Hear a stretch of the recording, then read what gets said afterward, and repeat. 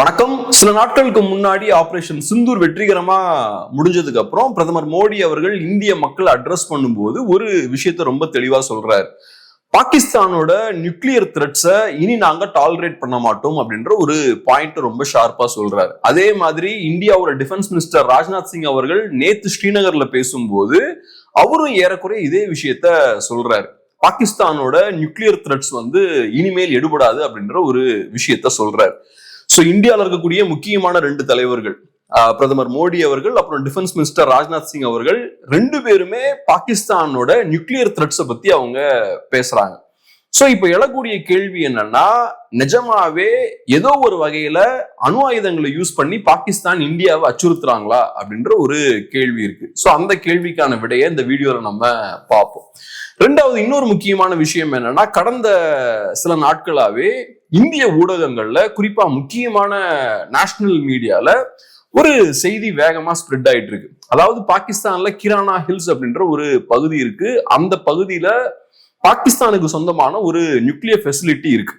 So அந்த nuclear ஃபெசிலிட்டியை Indian air force attack பண்ணிட்டாங்க. குறிப்பா ஆபரேஷன் சிந்தூரின் போது அந்த நியூக்ளியர் ஃபெசிலிட்டியும் அட்டாக் பண்ணிட்டாங்க. சோ அதுக்கப்புறம் அந்த நியூக்ளியர் ஃபெசிலிட்டியில இருந்து நியூக்ளியர் ரேடியேஷன்ஸ்லாம் லீக் ஆகுது அப்படின்ற ஒரு நியூஸ் பார்த்தோம்னா எல்லா தொலைக்காட்சிகள்லயும் அந்த நியூஸை போடுறாங்க.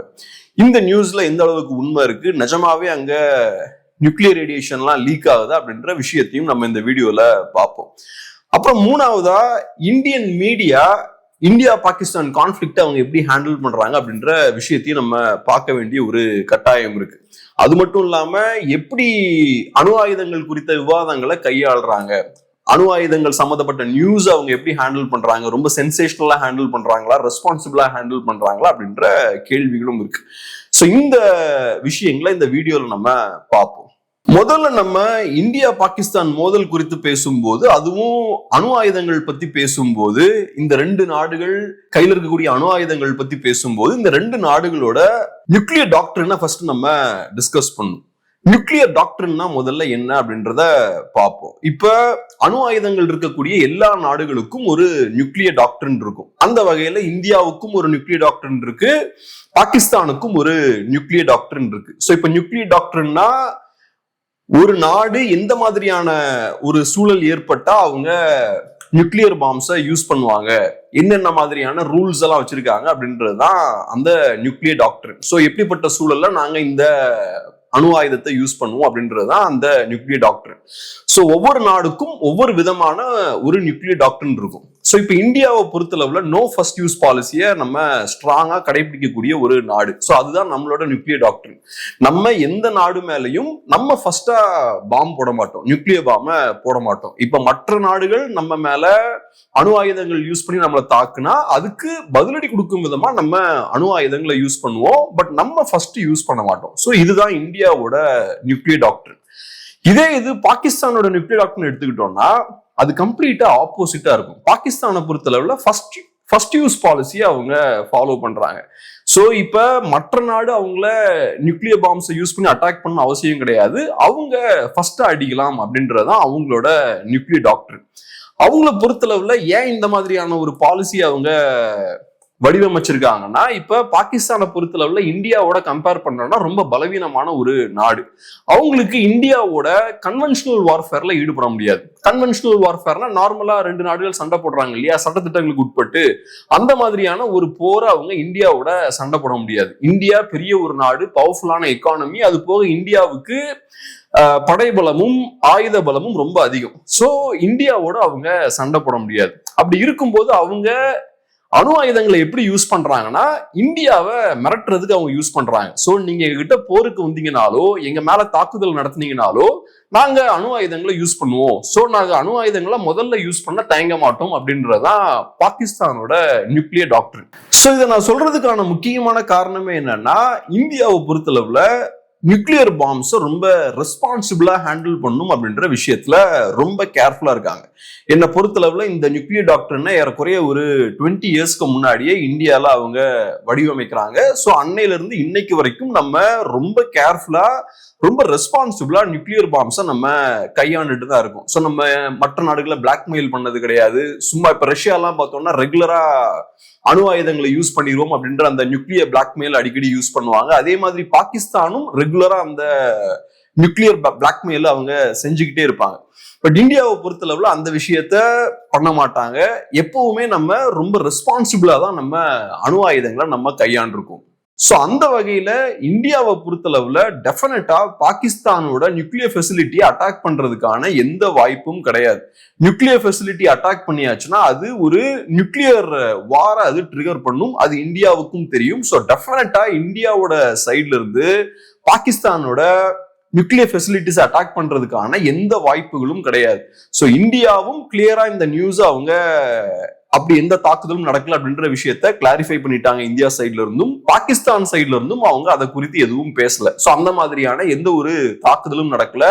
அதே போல அங்க எந்த நியூக்ளியர் ரேடியேஷன் லீக்கேஜும் இல்லை அப்படின்ற விஷயத்த ஐஏஇஏவும் அவங்க தெளிவா சொல்லிட்டாங்க. சோ அந்த மாதிரியான எந்த சம்பவமும் நடக்கல.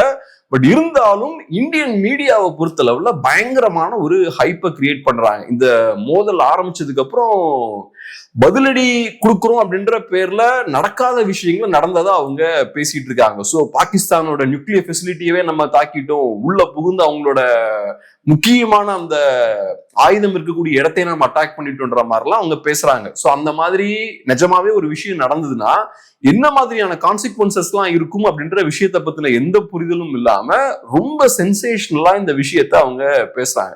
சோ இது ரொம்ப சாதாரண விஷயம். இந்தியா மாதிரியான ஒரு நாடு கையில அவங்களுக்கு ஒரு நியூக்ளியர் டாக்டர் இருக்கு. சோ அதை மீறி அவங்க இந்த மாதிரியான ஒரு செயலை செய்வதற்கான வாய்ப்பே கிடையாது. டெஃபினட்டா அவங்க பண்றதுக்கு வாய்ப்பு இல்லை. இந்தியா அதை செய்யவும் இல்லை. சோ இது ஒரு விஷயம். ரெண்டாவது, இந்தியாவை பொறுத்தளவுல கண்டினியூஸா அவங்க நியூக்ளியர் பிளாக்மெயில் பத்தி பேசுறாங்க. பிரதமர் மோடியும் பேசுறாரு, ராஜ்நாத் சிங் அவர்களும் பேசுறாரு. சோ இப்ப இந்த விஷயத்துக்கு நம்ம வருவோம். முதல்ல பாகிஸ்தானை பொறுத்தளவுல இந்த நியூக்ளியர் பிளாக்மெயில் அப்படின்றது ரொம்ப சாதாரண விஷயம் தான். அவங்க ரெகுலரா அதை செஞ்சுக்கிட்டே இருக்கக்கூடிய ஒரு விஷயம் தான். பாகிஸ்தான்ல இருக்கக்கூடிய முக்கியமான ஆட்கள் இந்தியா மேல அணு ஆயுதங்களை யூஸ் பண்ணுங்க இந்தியாவுக்கு எதிராக அப்படின்ற விஷயங்களை அவங்க பேசுறதா இருக்கலாம். அங்க இருக்கக்கூடிய பத்திரிகைகள் அந்த மாதிரியான செய்திகளை போடுறதா இருக்கலாம். ஜென்ரலாவே அங்க இருக்கக்கூடிய பப்ளிக் மத்தியிலுமே பார்த்தோம்னா இப்ப ஒரு மோதல் வந்தா நம்ம அணு ஆயுதங்களை யூஸ் பண்ண தயங்கக்கூடாது அப்படின்ற அந்த மூடு அங்க இருக்கக்கூடிய பப்ளிக் மத்தியிலுமே இருக்கு அப்படின்றதுதான் சில பத்திரிகையாளர்களோட பேட்டிகள் எல்லாம் பார்க்கும்போது நான் புரிஞ்சுக்கக்கூடிய ஒரு விஷயம். சோ ஒண்ணு அங்க இருக்கக்கூடிய டாப் லீடர்ஷிப் இந்த நியூக்ளியர் பிளாக்மெயில ரெகுலரா கையில் எடுக்கிறாங்க. ரெண்டாவது அங்க இருக்கக்கூடிய நிறைய லீடர்ஸும் பார்த்தோம்னா லூஸா இந்த விஷயத்த பேசிக்கிட்டே இருக்காங்க. சோ இதை நம்ம தெளிவா புரிஞ்சுக்கணும்னா இத வரலாற்று ரீதியா நம்ம அணுக வேண்டிய ஒரு தேவை இருக்கு. சோ இந்தியாவை பொறுத்தளவுல ட்ரெடிஷ்னலா பாகிஸ்தான் கிட்ட அணு ஆயுதங்கள் இருக்கிறதால நம்ம ரொம்ப அவங்கள புஷ் பண்ண மாட்டோம். இனிஷியலா ஸ்டார்டிங்ல பார்த்தோம்னா கொஞ்சம் சாஃப்டா தான் நம்ம அவங்கள டீல் பண்ணிருக்கோம். 2001 பார்லிமெண்ட் அட்டாக் நடக்குது. அதுக்கப்புறம் இந்தியா ஆபரேஷன் பராக்கிரமுக்கு ரெடி ஆகுறாங்க. பெரிய படைகளை இந்தியா மொபிலைஸ் பண்ண ஆரம்பிக்கிறாங்க. பார்டருக்கு நிறைய படைகளை அனுப்ப ஆரம்பிக்கிறாங்க. போர் ஸ்டார்ட் ஆகிறதுக்கான வாய்ப்பு இருக்கு அப்படின்ற ஒரு சூழல் கிரியேட் ஆகுது. அதுக்கப்புறம் அமெரிக்கா இந்தியா மேல பிரஷர் போடுறாங்க. அது போக இன்னொரு முக்கியமான விஷயம் என்னன்னா அங்க நியூக்ளியர் த்ரெட்டும் இருக்கு. சோ நம்ம பாகிஸ்தான் அட்டாக் பண்ணா மேபி பாகிஸ்தான் அணு ஆயுதங்களை யூஸ் பண்ணிடுவாங்களோ அப்படின்ற ஒரு த்ரெட்டும் இருக்கு. சோ இந்த காரணங்கள்லாம் இருந்ததால அதுக்கப்புறம் இந்தியா அட்டாக் பண்ணல. அதே மாதிரி 2008 பாம்பே அட்டாக் நடக்குது. பாம்பே அட்டாக் நடந்ததுக்கு அப்புறமும் இந்தியா பாகிஸ்தானை தாக்கல. சோ அப்பவும் பார்த்தோம்னா மோஸ்ட்லி நம்மளோட புரிதல் என்னன்னா பாகிஸ்தானை பொறுத்தளவுல அவங்க ஒரு அணு ஆயுதத்தை கையில வச்சிருக்கக்கூடிய ஒரு நாடு. சோ அந்த வகையில நம்மள அவங்க தாக்குறதுக்கான வாய்ப்புகள் இருக்கு. சோ அப்பவும் நம்ம பாகிஸ்தானை அட்டாக் பண்ணல. பட் மோடி அவர்கள் பிரதமர் ஆனதுக்கு அப்புறம் இந்தியாவோட ஸ்டாண்ட் பார்த்தோம்னா கம்ப்ளீட்டா மாற ஆரம்பிக்குது. குறிப்பா 2016 ஊரில தாக்குதல் நடக்குது. அதுக்கு பதிலடி கொடுக்கும் விதமா இந்தியா ஒரு சர்ஜிக்கல் ஸ்ட்ரைக்க நடத்துறாங்க. சோ பிஓகேல இருக்கக்கூடிய சில டார்கெட்ஸை இந்தியா அட்டாக் பண்றாங்க. சோ இப்ப நம்ம அவங்களோட பவுண்டரிக்குள்ள போய் அட்டாக் பண்ண ஆரம்பிக்கிறோம் 2016. அதுக்கப்புறம் 2019 புல்வாமா அட்டாக் நடந்ததுக்கு அப்புறம் பாலக்கோட நம்ம ஸ்ட்ரைக் பண்றோம். சோ அப்பவும் பார்த்தோம்னா அக்ரெசிவா நம்ம அட்டாக் பண்றோம். அப்புறம் இப்ப 2025 பெஹல்காம்ல தீவிரவாதிகளோட தாக்குதல் நடந்ததுக்கு அப்புறம் அதுக்கு பதிலடி கொடுக்கும் விதமா ஆபரேஷன் சிந்தூரை நம்ம நடத்துறோம். ஆபரேஷன் சிந்தூரை பொறுத்தளவுல முக்கியமான நிறைய டார்கெட்ஸை நம்ம அட்டாக் பண்றோம். சோ ஆபரேஷன் சிந்தூரோட யூனிக்னஸ் என்னன்னு பார்த்தோம்னா ஏதோ பாகிஸ்தான் ஆக்குபைட் காஷ்மீர்ல இருக்கக்கூடிய சில பகுதிகளை மட்டும் அட்டாக் பண்ணாம பாகிஸ்தான்ல இருக்கக்கூடிய முக்கியமான சிட்டிஸையும் நம்ம அட்டாக் பண்ணியிருக்கோம், முக்கியமான சிட்டிஸ் பக்கத்துல இருக்கக்கூடிய இடங்களையும் அட்டாக் பண்ணியிருக்கோம். ஸோ அந்த வகையில இப்ப பாகிஸ்தான் சாயில்ல நம்ம டீப்பா உள்ள போய் அட்டாக் பண்ணியிருக்கோம். ஸோ இப்ப இந்தியாவோட நிலைப்பாடு பார்த்தோம்னா பெரிய அளவுல மாறி இருக்கு. மோடி அவர்கள் பிரதமர் ஆகிறதுக்கு முன்னாடி நம்ம பாகிஸ்தான் அட்டாக் பண்ணும்போது கொஞ்சம் கவனமா தான் நம்ம இருந்திருக்கோம்.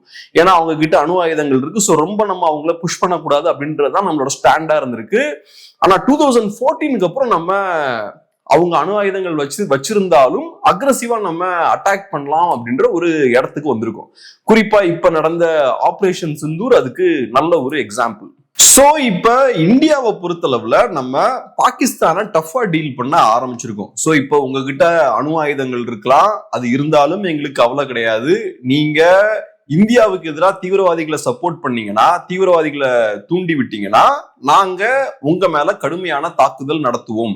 வெறுமனே தீவிரவாதிகளுக்கு தண்டனை கொடுக்கறது மட்டும் இல்லாம தீவிரவாதிகளை என்கரேஜ் பண்ணக்கூடிய பாகிஸ்தானுக்கும் நாங்க பதிலடி கொடுப்போம், பாகிஸ்தானுக்கு உள்ளேயும் தாக்குதல் நடத்துவோம் அப்படின்ற ஒரு இடத்துக்கு இந்தியா வந்திருக்காங்க. சோ இந்த விஷயத்தை இந்தியா பண்ணும்போது, பாகிஸ்தான்ல தாக்குதல் நடத்தும் போது இது ஒரு அணு ஆயுத போரா மாறுறதுக்கான வாய்ப்பு இருக்கா? பாகிஸ்தானோட இந்த நியூக்ளியர் த்ரெட் இருக்கு இல்லையா, அது நிஜமா மாறுறதுக்கான வாய்ப்பு இருக்கா? நிஜமான ஒரு நியூக்ளியர் வாரா மாறுறதுக்கான வாய்ப்பு இருக்கா அப்படின்ற ஒரு கேள்வி இருக்கு. என்ன பொறுத்தளவுல டெஃபினட்டா பாகிஸ்தான் அந்த இடத்துக்கு போக மாட்டாங்க. பாகிஸ்தான் இதை ஒரு பிளாக்மெயிலிங் டூலா தான் யூஸ் பண்றாங்க. உதாரணத்துக்கு நம்ம இப்ப ரஷ்யாவை எடுத்துக்கிட்டோம்னா, ரஷ்யாவை பெரிய அளவுல கார்னர் பண்றாங்க. ரஷ்யாவை பொறுத்தளவுல அவங்க நிறைய ரெட் லைன்ஸ் டிரா பண்ணி வச்சிருந்தாங்க. சோ இந்த விஷயங்களெல்லாம் மீறி நீங்க ஏதாவது செஞ்சீங்கன்னா நாங்க அணு ஆயுதங்களை யூஸ் பண்ணுவோம் அப்படின்ற மாதிரி அவங்க சொல்லிக்கிட்டே வந்தாங்க. பட் இந்த வெஸ்டர்ன் நேஷன்ஸ் பார்த்தோம்னா ரஷ்யாவோட அந்த ரெட் லைன்ஸ் தொடர்ச்சியா அவங்க வயலேட் பண்ணிக்கிட்டே தான் இருந்தாங்க. பட் இருந்தாலும் ரஷ்யா கடைசி வரைக்கும் இப்ப வரைக்கும் அவங்க அணு ஆயுதங்களை யூஸ் பண்ணல. சோ அப்படி இருக்கும்போது ரஷ்யா மாதிரியான ஒரு பெரிய நாடு மேல இவ்வளவு அழுத்தம் போட்டதுக்கு அப்புறமும் ரஷ்யா இது வரைக்கும் யூஸ் பண்ணல. ரஷ்யால கம்ப்ளீட்டா புட்டினோட கண்ட்ரோல் தான் இருக்கு. ஸோ நினைச்சா அவர் பண்ணலாம், பட் இருந்தாலும் பண்ணல. அதுக்கான காரணம் என்னன்னா பெரிய பாதிப்புகளை ரஷ்யா அதுக்கப்புறம் ஃபேஸ் பண்ண வேண்டி இருக்கும். ஸோ அதனால நியூக்ளியர் ஆப்ஷன் அப்படின்ற விஷயத்த யாரும் பெருசா கை வைக்க மாட்டாங்க. மோஸ்ட்லி பிளாக்மெயில் பண்றதுதான் யூஸ் பண்ணுவாங்களே தவிர டெஃபினட்டா அந்த ஆப்ஷனுக்கு போக மாட்டாங்க. அந்த வகையில பாகிஸ்தானும் இந்த மாதிரி பிளாக்மெயில் பண்றதுக்கு அவங்க அணு ஆயுதங்களை யூஸ் பண்ணலாமே தவிர டெஃபினட்டா அவங்க அந்த ஆப்ஷனை சூஸ் பண்ண மாட்டாங்க. ஏன்னா அந்த ஆப்ஷன் அவங்க கடைசியா சூஸ் பண்றாங்கன்னா அந்த நாடு அதோட முடிஞ்சுது அப்படின்றதுதான் உண்மை. ஸோ அதுக்கப்புறம் பாகிஸ்தான் திரும்ப மீண்டு வர முடியாது. பாகிஸ்தான் பினிஷ்ட் அப்படின்ற ஒரு இடத்துக்கு நம்ம வந்துடலாம். அது போக சைனாவும் அந்த விஷயத்தை விரும்ப மாட்டாங்க, அமெரிக்காவும் அந்த விஷயத்த விரும்ப மாட்டாங்க. சைனாவை பொறுத்தளவுல அவங்களுக்கு இந்தியா கூட பிரச்சனைகள் டெஃபினட்டா இருக்கலாம், பட் இருந்தாலும் பிசினஸ் பண்ணும், ஒரு ட்ரேடுக்கு ஏற்ற ஸ்மூத்தான ஒரு என்வாரன்மெண்ட் இருக்கணும் அப்படின்றதுதான் அவங்களோட விருப்பமா இருக்கு. ஏன்னா இன்னைக்கு பெரிய ஒரு மேனுஃபேக்சரிங் ஹப்பா இருக்கும்போது ஒரு நியூக்ளியர் வார்ஃபேர்லாம் நடக்கிறத சைனாவும் விரும்ப மாட்டாங்க. ஸோ அந்த வகையில இந்த விஷயங்கள்லாம் தெரிந்தனாலதான் இந்தியாவும் பாகிஸ்தானோட இந்த பிளாக்மெயில பெருசா பொருட்படுத்தாம பாகிஸ்தானுக்கு உள்ள நம்ம அட்டாக் பண்ணியிருக்கோம். ஸோ இந்தியாவோட மெசேஜ் ரொம்ப கிளியரா இருக்கு. உங்க சைட்ல இருந்து தீவிரவாத தாக்குதல் நடந்ததுன்னா இனிமேல் நாங்க உங்ககிட்ட நியூக்ளியர் வெப்பன்ஸ் இருக்குன்றதெல்லாம் நாங்க பார்க்க மாட்டோம், உள்ள புகுந்து நாங்க அட்டாக் பண்ணுவோம் அப்படின்ற ஒரு இடத்துக்கு இப்ப இந்தியா வந்திருக்காங்க. இதுல இன்னொரு முக்கியமான ஒரு விஷயம் என்னன்னா, லாஸ்ட் ஒரு 10-12 இயர்ஸா பாகிஸ்தான் இன்னொரு விஷயத்தையும் பண்ண ஆரம்பிச்சிருக்காங்க. அவங்க டாக்டிக்கல் நியூக்ளியர் வெப்பன்ஸையும் அவங்க பில்ட் பண்ண ஆரம்பிக்கிறாங்க. ஸோ இப்ப அணு ஆயுதங்களை பொறுத்தளவுல 2 வகையான அணு ஆயுதங்கள் இருக்கு. ஒன்னு டாக்டிக்கல் நியூக்ளியர் வெப்பன்ஸ், ரெண்டாவது ஸ்ட்ராட்டஜிக் நியூக்ளியர் வெப்பன்ஸ் 2 இருக்கு. ஸோ இப்ப இந்த டாக்டிக்கல் நியூக்ளியர் பாம்ஸை பொறுத்தளவுல அதோட இன்டென்சிட்டி கம்மியா இருக்கும். இப்ப ஸ்ட்ராட்டஜிக் நியூக்ளியர் பாம் அளவுக்கு பெரிய டேமேஜ் அது ஏற்படுத்தாது. ஸோ இப்ப பாகிஸ்தான் என்ன பண்றாங்கன்னா இந்த டாக்டிக்கல் நியூக்ளியர் பாம்ஸை அவங்க டெவலப் பண்ண ஆரம்பிக்கிறாங்க. 2010க்கு அப்புறம் இந்த விஷயத்த அவங்க பண்ண ஆரம்பிக்கிறாங்க. அதுக்கான காரணம் என்னன்னா, இப்ப ஸ்ட்ராட்டஜிக் நியூக்ளியர் பாம் பெரிய டேமேஜை ஏற்படுத்தும், அதை யூஸ் பண்றது கஷ்டம். ஸோ அதனால இந்தியா சைட்ல அந்த எப்படியும் பாகிஸ்தானால இந்த மாதிரியான பெரிய ஸ்ட்ராட்டஜிக் நியூக்ளியர் பாம்ஸை போட முடியாது அப்படின்ற நம்பிக்கையில தான் இந்தியா இருப்பாங்க. ஸோ அதனால அவங்களை பயங்காட்டுறதுக்கு நம்ம இன்டென்சிட்டி கம்மியான டாக்டிக்கல் நியூக்ளியர் வெப்பன்ஸை நம்ம டெவலப் பண்ணலாம் அப்படின்ற ஒரு இடத்துக்கு பாகிஸ்தான்காரங்க வந்திருக்காங்க. ஸோ ஒரு டாக்டிக்கல் நியூக்ளியர் பாம்பை பொறுத்தளவுல யூஸ்வலா எங்க யூஸ் பண்ணுவாங்கன்னு பார்த்தோம்னா ஒரு போர்க்களத்துல இந்த ஸ்பெசிபிக்கான டார்கெட்ஸ் அடிக்கிறதுக்கு யூஸ் பண்ணுவாங்க. ஸ்ட்ராட்டஜிக் நியூக்ளியர் பாம்ஸை பொறுத்தளவுல ஒரு சிட்டியவே கம்ப்ளீட்டா டிஸ்ட்ராய் பண்றதுக்கு, ஒரு பெரிய ஏரியாவை டிஸ்ட்ராய் பண்றதுக்கு அவங்க ஸ்ட்ராட்டஜிக் நியூக்ளியர் பாம்ஸை யூஸ் பண்ணுவாங்க. டாக்டிக்கல் நியூக்ளியர் பாம்ஸை பொறுத்தளவுல போர்க்களங்கள்லயோ இல்லைன்னா வேற சில ஸ்ட்ராட்டஜிக்கலி இம்பார்ட்டன்டான சில ஸ்பாட்ஸை டார்கெட் பண்றதுக்கு அவங்க யூஸ் பண்ணுவாங்க. இப்ப வளர்ந்த நாடுகளை பொறுத்தளவுல பெரிய அளவுல அவங்க டாக்டிக்கல் நியூக்ளியர் பாம்ஸ் எல்லாம் இப்ப யூஸ் பண்றது கிடையாது. ஏன்னா அவங்களுக்கு அதை பேலன்ஸ் பண்றதுக்கு சாதாரண வேற நிறைய ஆயுதங்களே இருக்கு. ஸோ அதனால டாக்டிக்கல் நியூக்ளியர் பாம்ஸ் அவங்க யூஸ் பண்றத ப்ரொடியூஸ் பண்றதா நிப்பாட்டிட்டாங்க. பட் பாகிஸ்தான் இந்தியாவை பிளாக்மெயில் பண்றதுக்காக, இந்த பிளாக்மெயில நெக்ஸ்ட் ஸ்டேஜுக்கு கொண்டு போறதுக்காக அவங்க டாக்டிக்கல் நியூக்ளியர் வெப்பன்ஸையும் டெவலப் பண்ணக்கூடிய அந்த விஷயங்களையும் அவங்க பண்றாங்க. இந்த விஷயங்கள்லாம் அவங்ககிட்ட இருந்தாலும் நான் ஏற்கனவே சொன்ன மாதிரி அதெல்லாம் அவங்க யூஸ் பண்ணாங்கன்னா எதிர்விளைவுகள் ரொம்ப மோசமா இருக்கும். அதுக்கப்புறம் பாகிஸ்தான் மீண்டு வரவே முடியாது. பாகிஸ்தான்ற ஒரு நாடு ஏறக்குறைய பினிஷ்ட் அப்படின்ற ஒரு இடத்துக்கு நம்ம வந்துடலாம். ஸோ டெஃபினட்டா அவங்க அதை யூஸ் பண்றதுக்கான வாய்ப்புகள்லாம் ரொம்ப குறைவு. சோ இப்ப அணு ஆயுதங்கள் பொறுத்தளவுல பாகிஸ்தான் டெஃபினட்டா அணு ஆயுதங்களை யூஸ் பண்ண மாட்டாங்க. ஏன்னா அப்படி யூஸ் பண்ணா அவங்களுக்கு பெரிய ஒரு பாதிப்பு அது ஏற்படுத்தும். அதே மாதிரி இந்தியாவும் பாகிஸ்தான அணு ஆயுதங்கள் யூஸ் பண்ண தூண்டக்கூடிய விஷயங்களை பண்ண மாட்டாங்க. நான் ஏற்கனவே சொன்ன மாதிரி இந்தியாவுக்கு ரொம்ப கிளியரான நியூக்ளியர் டாக்டரின் இருக்கு. நோ ஃபர்ஸ்ட் யூஸ் பாலிசி வந்து இந்தியாவோட நியூக்ளியர் டாக்டரின். ஸோ அந்த வகையில ஒண்ணு நம்ம கிட்ட இருக்கக்கூடிய ஆயுதங்களையும் நம்ம ஃபர்ஸ்ட் யூஸ் பண்ண மாட்டோம். அதே மாதிரி மற்றவங்களை யூஸ் ப்ரோவோக் பண்ணக்கூடிய அந்த விஷயங்களையும் நம்ம பண்ண மாட்டோம். இதான் இந்தியாவோட ஸ்டாண்ட். ஸோ அப்படி இருக்கும்போது பெரிய ஒரு அணு ஆயுத போர்லாம் நடக்கிறதுக்கான வாய்ப்புகள் ரொம்ப ரொம்ப ரொம்ப குறைவு. அது கண்டிப்பா நடக்காது.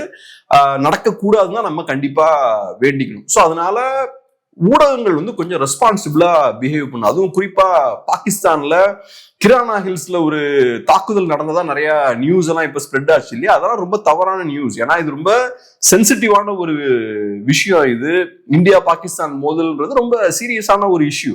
இது நாளைக்கு டக்குன்னு எஸ்கலேட் ஆச்சுன்னா வேற மாதிரி போறதுக்கான வாய்ப்புகள் இருக்கு. ஸோ அப்படி இருக்கும்போது தேவையில்லாத இந்த மாதிரி தவறான நியூஸ்லாம் ஸ்ப்ரெட் பண்ணும்போது தேவையில்லாத பேனிக் கிரியேட் ஆகும். மக்கள் மத்தியில ஒரு பயம் கிரியேட் ஆகும். நியூக்ளியர் ரேடியேஷன் இருக்கா அப்படின்ற விஷயங்கள்லாம் மக்கள் யோசிக்க ஆரம்பிப்பாங்க. ஸோ இந்த மாதிரியான விஷயங்களை தவிர்க்கிறது ரொம்ப நல்லது. ஆக்சுவலா இந்த நியூஸை ஒரு டிவி தான் ஃபர்ஸ்ட் கவர் பண்றாங்க. ரொம்ப அக்ரெசிவா பயங்கர என்ன சொல்றது, ரொம்ப ரைட் விங் ப்ரொபகேண்டாவை கொண்டு போகக்கூடிய ஒரு சேனல் தான் அதை ஃபர்ஸ்ட் கொண்டு வராங்க. அது பெரிய ஒரு ரீச் கொடுக்குது. நிறைய மக்கள் அதை பார்க்க ஆரம்பிக்கிறாங்க. ஏன்னா இப்ப நியூக்ளியர் ரேடியேஷன்லாம் லீக் ஆகுது அப்படின்னா நேச்சுரலா மக்கள் பயப்படுவாங்க. அதை என்னன்னு தெரிஞ்சுக்கணும்னு ஆசைப்படுவாங்க. ஸோ நிறைய பேர் பார்க்க ஆரம்பிக்கிறாங்க. அதுக்கப்புறம் இந்த நியூஸை மற்ற சேனல்களும் கவர் பண்ண ஆரம்பிக்கிறாங்க. கவர் பண்ணி ஏகப்பட்ட விஷயங்களை அவங்க ஆட் பண்றாங்க. அமெரிக்கன் விமானம் ஒண்ணு பாகிஸ்தானுக்கு வந்தது, இந்த விஷயங்கள் எல்லாம் கண்காணிக்கிறதுக்கு. அதே மாதிரி இஜிப்ட்ல இருந்து ஏற்பட்ட டேமேஜ் எல்லாம் கண்ட்ரோல் பண்றதுக்கு இன்னொரு விமானம் வந்தது. இப்படி ஏகப்பட்ட நியூஸை வந்து அவங்க மேனுஃபேக்சர் பண்றாங்க. ஸோ இதெல்லாம் ரொம்ப டேஞ்சரான ஒரு விஷயம். அதுவும் குறிப்பா அணு ஆயுதங்கள் பத்தி பேசும்போதெல்லாம் ரொம்ப கேர்ஃபுல்லா இருக்கிறது ரொம்ப அவசியம். ஸோ அந்த விஷயம் பார்த்தோம்னா இந்த தடவை நடக்கல. அதுவும் குறிப்பா இந்தியா பாகிஸ்தான் மோதல் ஆரம்பிச்சதுக்கு அப்புறம் இந்தியாலையும் சரி தமிழ்நாட்டிலையும் சரி முக்கியமான ஊடகங்கள்லாம் ரொம்ப இர்ரெஸ்பான்சிபிளா பிஹேவ் பண்றத நம்ம பார்க்க முடியுது. ஸோ இந்த விஷயத்தையும் பேசினா கரெக்டா இருக்கும் அப்படின்ற ஒரு ஐடியா இருந்தது. ஸோ அதனால தான் இந்த வீடியோ போட்டோம். ஸோ அதனால டெஃபினட்டா அணு ஆயுத போர்லாம் வர்றதுக்கான வாய்ப்புகள் இல்லை அப்படின்றதான் என்னோட பார்வை. ஸோ இந்த வீடியோ உங்களுக்கு யூஸ்ஃபுல்லாக இருக்கும் நம்புறோம். டெஃபினட்டா உங்களோட வியூஸையும் ஷேர் பண்ணுங்க. அதே மாதிரி சேனலை சப்ஸ்கிரைப் பண்ணவும் மறந்துடாதீங்க. ரொம்ப நன்றி.